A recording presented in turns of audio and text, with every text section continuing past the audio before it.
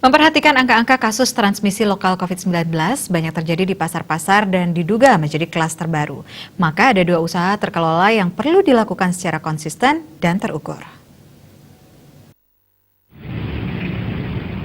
Kedua usaha tersebut adalah protokol kesehatan dilaksanakan secara lebih ketat dan memadai, menyangkut penyemprotan disinfektan, pengukuran suhu, pemakaian masker, cuci tangan, dan jaga jarak aman. Kesiapan sarana dan prasarana ini adalah syarat penting untuk memasuki kenormalan baru. Guru Besar Fakultas Ekonomi dan Bisnis Universitas Udayana, Profesor Iwayan Suartada, kedua usaha itu efektif bila disertai dengan syarat cukup, yaitu kedisiplinan. Pola pembatasan sosial skala mikro menjadikan pasar tetap entitas yang hidup dengan mengadopsi pola kebiasaan baru. Pasar tradisional menjadi ekosistem dalam konteks menjaga hubungan relasi sosial dan nilai-nilai rukun paros-paros meskipun dalam kerangka kebiasaan, model atau kenormalan bisnis baru.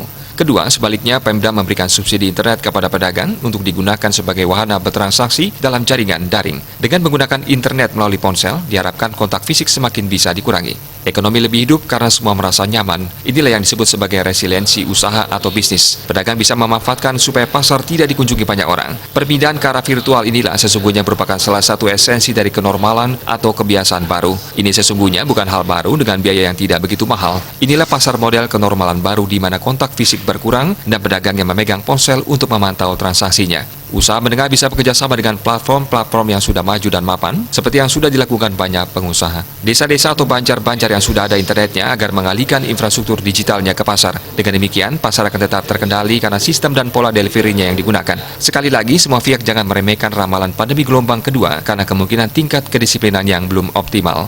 Bali Pos melaporkan.